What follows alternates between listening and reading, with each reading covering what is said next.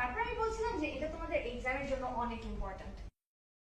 এই ছেলে, তুমি মনোযোগ দিচ্ছ না কেন? ভালো লাগতেছে।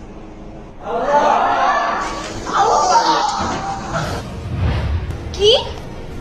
এই ছেলের ভালো লাগতেছে না। স্যার, আমার ক্লাসের একটা ছেলের ভালো লাগতেছে না। কি বলতেছো এসব তুমি? এই দিনকে ফোন লাগাও। হ্যাঁ সাফাত ভাই, কি খবর?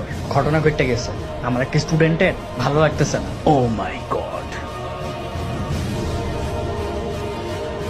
পুরো ইউনিভার্সিটি লকডাউন আনো, একটা ছেলের ভালো লাগতেছে না। জানোস আজকে নাকি একটা ছেলের ভালো লাগতেছে না। ও মাই গড। এই জানোস, আমাদের ভার্সিটির একটা ছেলের ভালো লাগতেছে না। আজকে সাউথ নর্থ ইউনিভার্সিটির একটা ছেলে ভালো লাগছে না।